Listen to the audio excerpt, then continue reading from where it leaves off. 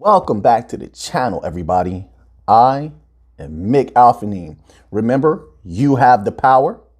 You are great. You can do whatever you want to do. You have a free mind and you will conquer everything you seek to conquer. Just apply your willpower. Let's get this started here. This is on newsbtc.com and it's titled, XRP will survive even a war, claims John Deaton. Listen, there's so much psychological warfare in crypto, in many industries, but right now is heavy in crypto. There has been a war for minds for a long time in crypto because of what it stands to do. It can change the world. I'm not saying it will. It already has, really, but it can change the world. It does have the possibility to make a lot of people rise to the new 1%. We've seen explosiveness before. We've seen people become rich and wealthy before, and it will happen again even bigger the next time. At least there's the potentiality for such. And when you have that type of capital movement, understand that the powers of the world get involved deeply in these things. They're not just going to let it just do what it wants to do. No, they're going to seek to control it. This is always the way that it goes with everything. So there's a psychological war. Lots of money is poured into crypto. So you see a lot of bots. You see a lot of hatred and anger. That is, some of it is paid for. A lot of it is paid for. And so John Deaton, as many of us has experienced that hatred that comes against you just for talking about any protocol. Like XRP gets lots of hate. XLM gets tons of hate. My word, at least that's what I experienced. And so John Deaton, this is my humble opinion, but in this game of psychological warfare, of this mind or mental chess, this is just him striking out and talking about XRP to really kind of grind, a weapon against his enemies. Because he knows every single time he talks about XRP, they hate it. At least that's what they project out there, right? I mean, I've seen the comments. So let me read this little tidbit here. It says, lawyer and crypto enthusiast John Deaton has made yet another bullish remark on XRP. True to Deaton's words, the digital asset has proven resilient amid challenges, including regulatory attacks and backlash from the crypto industry players. While responding to CoinDesk's tweet, Deaton touted XRP as the most resilient coin in the crypto industry. I would agree to that. Look what it's been through. Look at what their community has been through. If they're not the strongest of the strong, I don't know what is. Right? There's been so many different types of attackers. I'm searching for the right words, right? So many different types of attack on XRP, and yet so many have held firm. Who knows how much longer they're going to hold firm, but it has proven itself. Its community has proven itself. XRP is what its community makes it to be right now, right? That'll change in the future, but right now, it is resilient because its community is the most resilient. So no, I don't want to give all glory to some coin, some code, some code on the internet or computer. No, give the glory where it deserves to be, to the XRP army, to the people. The people have been mentally strong. I think they're the strongest. I think that it goes well beyond XRP. You want to be honest. Those same individuals resist the psychological attacks across everything, across media. Like I said, there's a battle for minds, not just in crypto. There's a battle for minds everywhere. They're seeking to control how the people think, how they move, their perception. That is powerful. If you can control the minds of the people, you control everything. And so what you're seeing, what you're gleaning in the XRP army, which then obviously XRP benefits, you're seeing the strength of a small group like Spartans that stand together. And even if they don't stand together, they stand firm on their own. They do not back down. They are mentally strong, and they're doing something that very few throughout history have ever done. They're standing up to the giants. They're standing up against Goliath and saying, no, we're not backing down. We know what we hold. We know what we believe. Let me take it beyond crypto. We know what we believe. We know where we stand, and you're not going to back us down, and you're not going to bully us. Yes, we're willing to fight. We're willing to fight for what we believe in. That's what you're gleaning. This is just a small spark. There's a greater light to come when it comes to individuals like that. They're going to play a huge part in the future of the world as it's changing. There's going to be more, mark my words, there's going to be more of a grab for control over the minds of the people. And only those who are mentally strong will be able to shine through that darkness. I'm just going to leave it at that, right? Let's move on here, right? So remember, you are the strong. You are the last line of defense, is you. Let's move on here to another article. This one is from Digital Pound Foundation, and it's titled, well, it's a tweet, but it goes as such. European Banking Federation, the digital euro, retail #CBDC should be designed in collaboration with the private sector. So we got the Digital Pound Foundation. Once again, listen, you have the Digital Pound Foundation. Then you also have the BIS pushing a similar agenda where they're saying, listen, all you other central banks, calm down. We need the private sector, and they do. They can't beat us.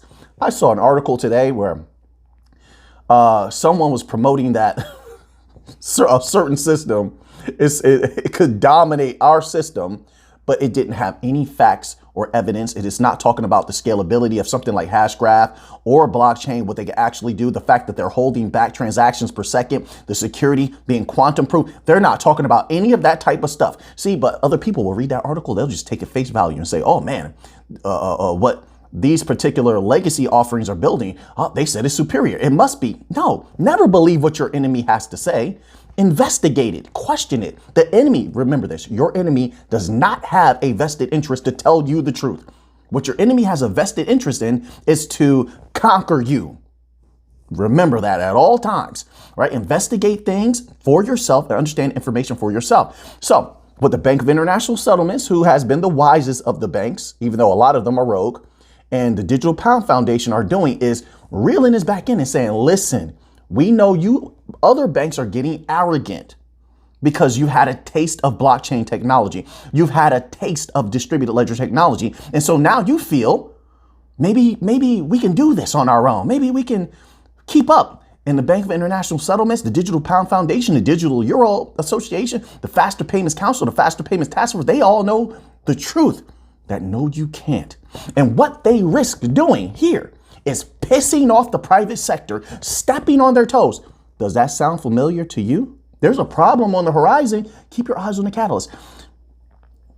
That sounds very similar to what they were doing to the small banks. Don't you ever forget the war that the banks have going on. This is another reason why you saw that particular thing happen, where they're crushing the small banks. You're witnessing that, right? They're crushing the small banks and forcing their business, their customers, to go to the bigger banks. The bigger banks benefited from the smaller banks getting crushed by what the central banks are doing. Are you witnessing? So they're stepping on a lot of toes. What happens when you make more enemies than you can count? And those enemies start teaming up. That's why I've been saying all along, just keep a close eye over this next year or two as if we get regulatory clarity of any kind. Then once we do, just start looking out for any information where smaller banks are starting to adopt distributed ledger technologies. They have an axe to grind. They have a bone to pick with those bigger banks. They're looking to remain somewhat independent. They want to thrive. Don't get me wrong. They still have supervisory entities, but they have been rebelling against supervisory entities for quite some time. They are going to gobble up distributed ledger technology so they can survive. So what happens to all those other banks, right? What happened to them where they're getting absorbed by these bigger banks? They don't want that to happen. And they will utilize the DLTs. My humble opinion, I could be wrong. This is not financial advice. I'm not a financial advisor. Always remember that. I am just a humble researcher. I'm speaking from what I have observed, but I'm also sharing a little bit of my opinion, nothing more than that. But they will utilize the DLTs, in my humble opinion, in order to survive and not be gobbled up by the big banks, which is a power grab right now, right? They want to be the last one standing. They see the trillions, which we have another article coming up about trillions in a little bit, but they see the trillions on the table and they're getting greedy. Pride comes before the fall. That's true. Right. So, this little bit here, it's very telling. So CBDC should be designed in collaboration with the private sector, create value for end users, preserve financial stability, and incentivize the private sector to add solutions within the ecosystem. Another thing, be careful. A lot of banks are still at risk. They're not talking about it. You know, everybody got very, very quiet about this right now. They're still at risk. I don't proclaim to know what's going to happen. I just know the percentage of possibility that something may happen. And there's a lot of banks in trouble, but little by little, we'll keep up to date with that. And I'll gather more information as it comes out and try to present it in a timely manner so that you do what you please with it. That's it. All right. So now let's move on to another article here. All right. A lot of adjustments being made. This is one of our banks, so we like to keep up with this bank, UBS. The article is from investorplace, right? .com. Now, it's titled UBS Layoffs 2023. What to know about the latest job cuts. This is logical, in my humble opinion, because remember, when you have those banks that went down, other banks were compelled. They weren't necessarily prepared. No banks are prepared to absorb other banks, so to speak. They're not. They were compelled to absorb these other banks. All right. I read you the documents. You saw for yourself. It's not like they just did it voluntarily. Yes, we want to acquire this failing bank. No, they're compelled to do so because of certain programs that they are a part of. That's part of the deal. All right. So now that they had to absorb that, they're going to have to adjust. They put out extra capital that they may not have planned to have to put out at that particular time, at a time where the economies are doing absolutely terrible and trust in the banks was already low. So yes, they're going to have to cut some people. More layoffs are going to happen, but let's read this little tidbit here. It says here, UBS layoffs 2023. What to know about the latest UBS job cuts. It says UBS stock is down today on news of layoffs. Next bullet point. The company is reportedly considering cutting 20% and 30% of its workforce. And I hope those people will be okay. Whoever's getting cut, I hope they're okay. And I hope they find another job. That's genuinely how I feel. I don't want to see the people on the ground suffering. But at the same time, we need to ensure that UBS does well as a Ripple Net user. All right. So whatever they need to do to make sure that they stay a healthy financial institution, it has to be done. That's personally how I feel. I don't expect you to agree. I don't require you to agree. All right. It's okay to disagree. It's perfectly fine. Next bullet point. Investors seem to be pricing uncertainty into UBS stock. Let's scroll down here. It says, there has been an incredible amount of turmoil forming in the market lately. The recent banking crisis, which ultimately led to a central bank-sponsored buyout of Credit Suisse by UBS Group, has also potentially led to UBS layoffs. Now, once again, like I said, for those who don't know, they were compelled to do this. There's a list of banks that are involved in certain programs that are compelled to purchase certain other banks that may be failing at particular times. Right, which is why they did this. And now it's sort of detrimental because they do have to make 20 to 30% cuts. But I'm pretty sure they were not expecting to have to do that. This is being done out of necessity. Let's continue on. It says reports are circulating today that UBS intends to lay off a significant amount of its global workforce as a result of the Credit Suisse deal. Estimates are that between 20% and 30% of all its employees could be let go, with as many as 11,000 of the cuts taking place in Switzerland alone. The report wasn't clear on which specific jobs would be targeted or what the breakdown would be globally. However, given the global reach of the combined bank, UBS will likely spread the pain around to some degree. They're going to have to balance it out. That makes perfect sense to me. So once again, we're going to leave off there. This is a great article. Once again, it's on Investor. If you want to read the rest of it, it's on investorplace.com. The next section was titled, What do UBS layoffs mean for investors? Once again, you want to read that? Investorplace.com. All right. So now let's go here to a little bit of stellar related news. Things have been looking very good as of late. Make up your own mind about those types of things there. I'm a long-term investor in XLM. Simple as that. And that's not going anywhere. That's not going to change. This looks very good.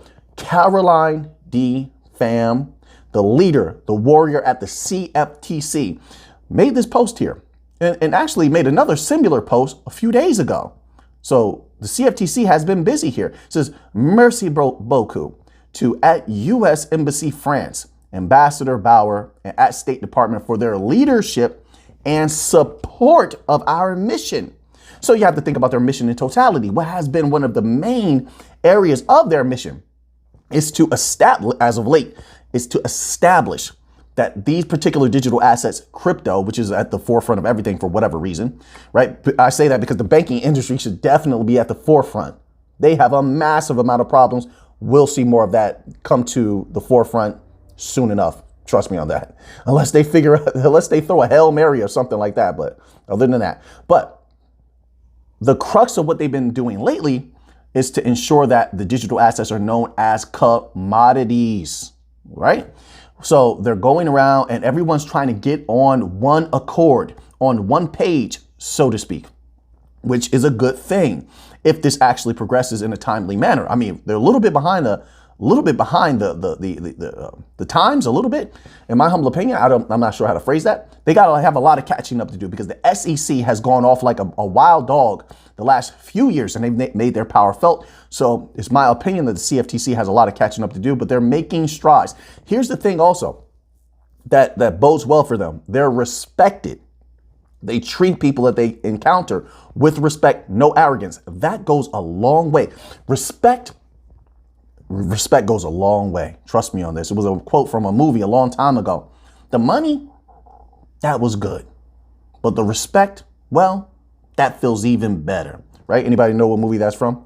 I'm probably paraphrasing, but so this is very good here. So if we can get everything known as commodities, as far as crypto is concerned, and they are, most of them are, right? At least the bank coins I know are commodities.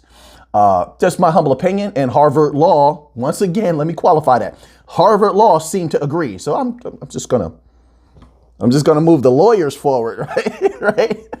So yeah, if that can occur, then things are going to look good for the bank coins, right? And utility coins, by the way. So this is a very good activity. Now let's move on here.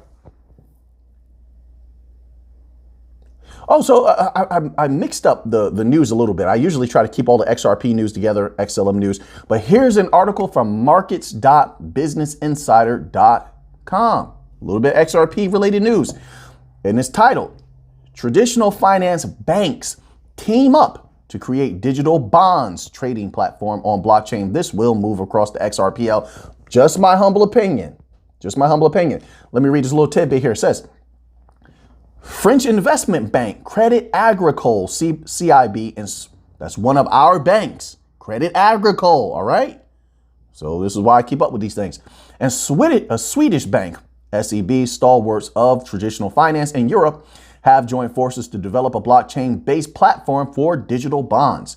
The platform will allow companies to raise capital by issuing digital bonds on a blockchain network, with the aim of improving efficiency, enabling real-time data synchronization. Where do they get their interoperability for? Remember, Crédit Agricole is a partner of who? Ripple. Where do they get the interoperability from? How are they going to be able to do this globally, right? Globally, of course, everything is going to scale on a global level.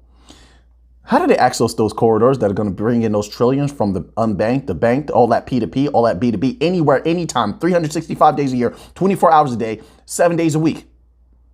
XRPL. There's a reason that they're a Ripple partner. So I expect at some point in the future, listen, I could be wrong, but I think everything's heading in that direction. If you're looking at the research, just my humble opinion, I think that all of these things will have to be linked to the XRPL. Something like Quant, XLM, all this MCBDC system is coming together right before everyone's eyes. Just a matter of actually reading the articles and seeing what's there, right? They cannot operate without the private sector. They cannot operate without the bank coins. The bank coins have the greatest reach of all time right now. Just do your research, you'll see that. So now let's move on here. So I'm back on BPV's website. I like this company. I like what they're doing. Everything is sounding good. So let's scroll down here. I just want to read this little tidbit here, right? It says here, and I didn't see this the other day, real-time transactions leverage Stellar, Ripple, USDC, or other blockchain payment solutions for faster, frictionless, low-cost transactions. They have They're allowing them to leverage Stellar and Ripple. Doesn't sound a lot like a MBDC, MCBDC. They're bringing it all together. The two big guns, XLM and XRP. So then let's scroll down here. There's a little tidbit I want to read. Problems we solve. Look at who they're going after, to provide solutions for. Problems we solve. BPV provides software development and management consulting services oriented towards fintechs. That's not important to me. Banks. Yes. That's what I want more information on. What have they done so far?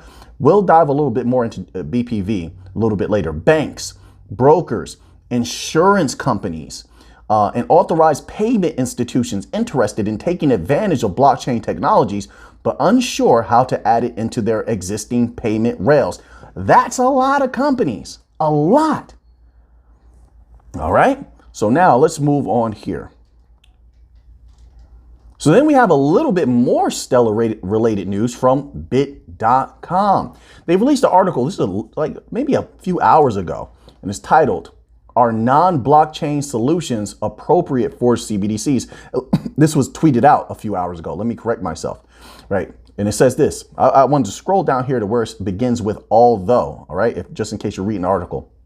It says, although Bit's complete CBDC solution provides its clients with a choice of technology for the underlying transaction network, there are several compelling reasons to run a CBDC on a blockchain. When launching a new national payment system, it is only natural to leverage the latest proven technology. This allows the system to remain relevant and useful for many decades into the future. The choice becomes clearer when considering blockchain's inherent benefits that simply work out of the box, including improved security, improved functionality, and ease of innovation. When embarking on CBDC journey, central banks are faced with seemingly endless number of questions. Should we use blockchains? Are offline payments possible? How can a CBDC be integrated with legacy payment systems? How do we prevent a significant migration from bank deposits to CBDCs? How should we address KYC AML concerns? The truth is that working with the right partner, having the experience with multiple deployments and strong expertise in domain will facilitate the process and ensure overriding goals are achieved from a holistic perspective, not only technology. All of that. They addressed almost every pain point, every question that I've heard major institutions ask about utilizing blockchain technology. This is going to come in handy because there are countless thousands of well-sized businesses that will need to utilize blockchain technology, which when you're utilizing the blockchain technology, another thing they cover in this article is that you don't need extra mechanisms. Everything is all together. That's one of the greatest benefits of what they're pushing here within this article is that blockchain technology, DLT, has everything together. Legacy system offerings, you need a bunch of different mechanisms all together, a bunch of different offerings all together. So the complication remains. And when you're dealing with putting an extra workload on your workforce, your employees, it's not necessarily the best thing to complicate matters. It's much better to keep things simple. So that's one of the advantages that we do have. But once again, very good things happening, in my humble opinion, with a lot of these Stellar affiliated companies. So now let's move on here. We have another article. This one here is on beincrypto.com and it's titled, Tether and U.S. Federal Reserve fired up money printers in March. Now, just from the headline alone, Tether is not what's important to me. I'm gonna put that to the side. But the Federal Reserve firing up that money printer. The last time we checked, they had issued, what, like 300 billion? I think they have it in this article, the updated number. Let's scroll down here and just see if we can gather. Oh, there it is. It says, it begins on this sentence, these developments have shaken confidence in banks. They're talking about the collapse of those other banks, right? While driving the Federal Reserve to pump out 400 billion. So it was up to it was 300 billion, I believe, last time we checked. Now it's up to 400 billion. I'm pretty sure it's a little bit higher than that. I'm pretty sure. But we can check on that another time, or you can just do independent research. Of course, I know a lot of you look up these different things here, but I think it's a little bit more at this point now than 400 billion. Either way, that is highly detrimental to the interest rate rises where they were removing money. Then they just pump money back in. And that money is It's mind blowing. So it's sort of like they've taken a number of steps backwards, which does not bode well for interest rate increases in the future. They might have to go a little bit higher, a little bit longer, which I believe some have iterated that, but now it's certain. Before it was just speculation. Now it's certain. So then that has implications on layoffs. That has, there's so many things going on. I keep that in mind, as well as all the dollar dumping that's going on right now. All right. Dollar dumping. Countries are trading in yuan. They're beginning that. That can cause, and people better hope it doesn't, that can cause hyperinflation. And the people are already struggling, at least in the United States. I'm talking specifically in the United States. Many people are already struggling. The news media doesn't report on that, but I keep it in mind. I try to think about the people from top to the bottom. There's good people from top to the bottom. That's who I keep in mind. So let's move on to another article here. Okay, let's move on to another article. So this one here is another interesting one. This is from beincrypto.com. It says turbulence erodes trust in Fed-run traditional banks. All right. Then they have a little part here. It says, is Bitcoin a way out? But I'm just going to ignore that part because I don't have anything to do with Bitcoin. It says traditional finance industry has faced challenges recently, including increased regulation, competition from fintech firms, and changing consumer preferences. One of the industry's biggest concerns is the possibility of a sudden financial crisis similar to the 2008 global meltdown. Banking institutions have struggled to regain trust following the Great Recession. This concern has been amplified by Redacted, which exposed weaknesses in the financial system. One of the most, I'm surprised that they're not referencing, let me scroll down here, that they're not referencing what just happened. Okay, so they do go to Silicon Valley Bank and everything. I was wondering why they didn't start off with that. It says the decline in asset values has put pressure on banks and other financial institutions as they are often heavily invested in these assets. Well, they put their money everywhere that they could try to scrape up some money. The problem is that they don't know how to handle money, which is unbelievable for a financial institution. So they've mismanaged funds. Let's call it what it is, right? This has increased the risk of bank failures and made bank runs more likely. Yes, because it says, in addition, the Redacted led to an increase in unemployment, which unemployment is going to have to go up in the future if they're going to continue to increase interest rates to a level where they're actually going to bring inflation numbers down, right? Significantly so. So as inflation, the interest rates rise, there's going to be more layoffs. We've seen a ton of layoffs, right? It's something to keep in mind and watch, right? This has put further pressure on the financial system and heightened the risk of economic instability. Well, the loose monetary policy, terrible monetary policy, mismanagement of funds, the lack of intellectual or awareness of, economic circumstances, that is what has lent to economic instability. And that's what has ensured continued economic instability, in my humble opinion. Traditionally, the financial industry remains heavily regulated. It's not about the amount of regulations. This is what people don't get. Having more isn't necessarily better. I'd rather have few, but have them be effective. I'll take few and effective over more and less effective. And that's what we have right now. So traditionally, the financial industry remains heavily regulated. Then on top of that, hold on now, wait, let's get into this also. Then it doesn't matter if you heavily regulate someone if they have too much power and influence. So the regulations doesn't count for anything if they can do whatever they want. That's something else that needs to be spoken about. Okay, we'll stop right there with that article. That's on beincrypto.com. Let's move on to another article here.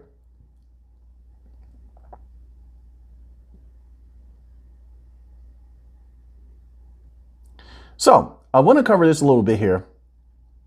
It's from Cointelegraph.com and it's titled, Unwinding the Hyperbole.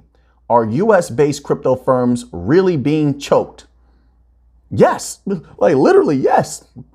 And once again, a lot of people don't like it when I bring it up, but those articles were written that a lot of, allegedly, according to those articles, illegal monies were paid to certain politicians who that list was never put out. So yes, it was paid to choke out competition in the crypto industry.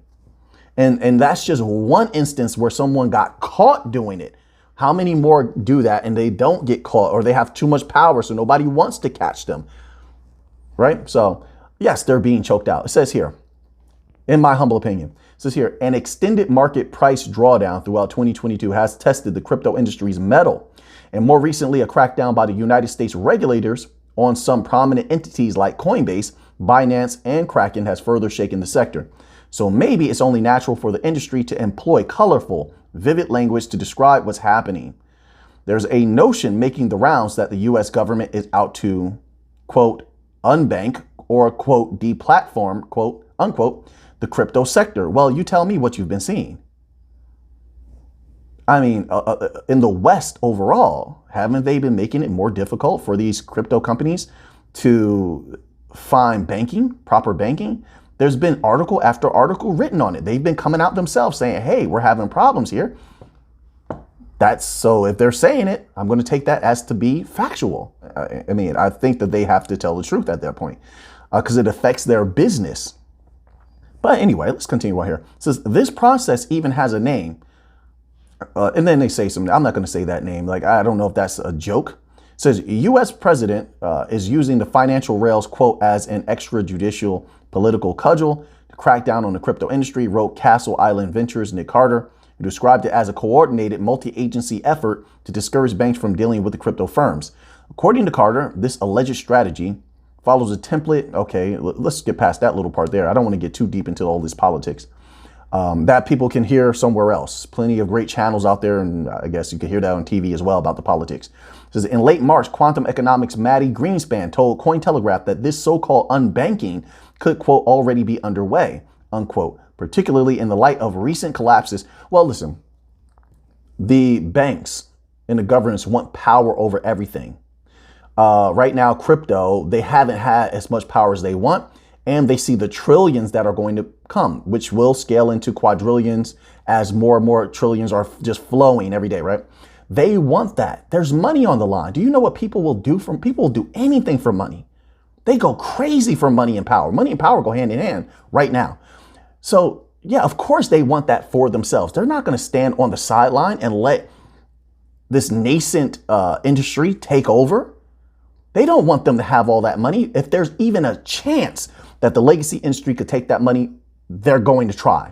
And this is their try, right? To take as big of a swath as possible, especially if the crypto industry does not fight back or doesn't find a solution. The crypto industry, what would be the solution is to fight back, number one, and find a solution.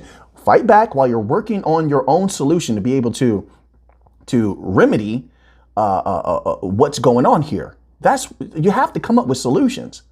I don't want to say too much about certain solutions, but because I don't know how much risk the crypto industry wants to take. But everything is risky. Isn't it risky dealing with them right now? Okay, come up with a different way. Aren't you innovators? Come up with a different way to do it. But yes, so the legacy industry, which the government and the banks, they're all intertwined. They're going to take their shot, and they're taking their shot. Now the ball, now it's up to crypto about how they're going to respond into the foreseeable future. My apologies. I have so many thoughts. I'm not eloquent at times when I have a flood of thoughts all at once, but I hope I conveyed my thoughts a little bit clearly. So now we read that article, and then we have this article, which I believe supports what I've been saying in the West. It's not just United States. It's in the West overall. This is from cryptodaily.co.uk and it's titled, UK banks become increasingly reluctant toward crypto. It says here, numerous crypto firms report severe reluctance from UK banks to provide them with services. When newly elected Prime Minister Rishi Sunak stepped into office, he announced the intention of making the United Kingdom a global crypto hub. The UK banking industry is challenging Sunak's aspirations. Yes, because they have so much power. They don't have to listen to anyone, not even a prime minister. They've been going on for so long. They've seen prime ministers come and go. People have to understand that when it comes to presidents, prime ministers, there's entities that have way more power than them. They're around much longer. They have way deeper ties than them. They feel like they don't have to listen. So anyway, let's continue on here. It says, a new report by Bloomberg details numerous crypto firms' challenges in accessing banking services in the country. Companies report issues such as having applications rejected, accounts frozen, and overwhelming amounts of paperwork. Let's scroll down here. Yeah, all ways to keep them out. Bloomberg's report details how banks in the UK restrict crypto transactions and they're dealing with crypto firms and exchanges. HSBC and NatWest have recently imposed restrictions on the amount of money their customers are allowed to move onto crypto exchanges. Why do you think that is? But the other article is talking that we just read before this one. It's talking as if this is all nonsense. People are just making it up. You see that? That's strange. You have to question some of these article writers. Why are they saying these certain things that can be proven so easily? Let's continue on here. It says NatWest's move was reported early in March when the bank argued that restricting the amount of money its customers can move to crypto exchanges protects them against crypto scams and quote, help protect customers losing life-changing sums of money. That's unbelievable considering what the situation that the banks are in, but it's up to the people to decide how they feel about that. Let's move on here. So then you have things like this, right? I mean, hey, you tell me.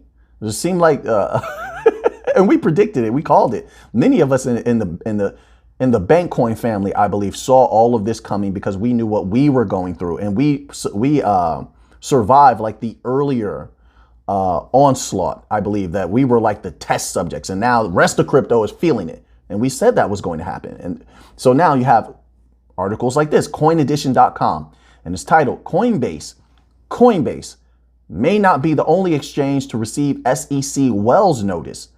Let's scroll down here, see what they're talking about. Crypto law founder John E. Deaton claimed that Coinbase is likely not the only exchange to receive a Wells notice from the SEC. Deaton shared this insight after quoting a tweet that Crypto.com may be in danger of collapse. Wow, really? Of collapse in the United States after being investigated by U.S. government agencies? I don't keep up with this. This is news to me. Netizens from the cryptocurrency community, I just focus on the bank coins. Netizens from the cryptocurrency community replied to Deaton's tweet with their own theories. One such theory was that the SEC taking down cryptocurrency exchanges was a ploy by the redacted to push NASDAQ's upcoming cryptocurrency exchange. And what crypto people can do is just don't use it. Just don't use that. Don't support your enemies. Even if they try to force you, don't allow your enemy to force you to do something. Show them your power, but we'll see what the people do. It's up to them. That's just my humble opinion. It says, in particular, NASDAQ has stated that it intends to launch its crypto custody services. Custody, you want not your coins, not your crypto. You don't know we go by that? Custody services. By the end of the second quarter of 2023, I'm assuming that's like legacy system, people that still trust the system. They're in for a hurting. They are, definitely. Says, in particular, NASDAQ has stated, NASDAQ announced its intentions as early as September 2022 in response to institutional crypto investors' demand. That's what I thought. Institutional crypto investors, legacy system investors, right? That's what I thought. And they're in for a hurt and trust in these individuals. Holy smokes, especially with what's about to come when it comes to the US dollar capital, all that type of stuff, and the possibility of the rapid decrease in value of certain things. We will see. Meanwhile, others believe Coinbase was simply non-compliant with this. Oh my God. All right, they're within their rights to believe such a thing. So be it. Notably, Crypto.com CEO Chris Marsalek declared the news was untrue. Oh, okay, all right. All right. So, all right. Well, it says Marsalek even urged people to report the account. Wow. For spreading misinformation. Oh, okay, so there was another account. It wasn't, I'm still on Deaton. Okay. So there was an account. I'm not going to say their name because now obviously there's trouble involved with them. But there was another account that initially reported that. That's interesting. It It says, as a result, over 300 users interacted with his tweet and stated their compliance. Okay. So no one really knows. It's up in the air as of now. And then we know what's going on with Coinbase. They delve a little bit into what's going on with Coinbase. So we're going to stop there. Now that you have that information, what are you going to do with it? I know what I'm going to do with it. So until next time, let's get to the money.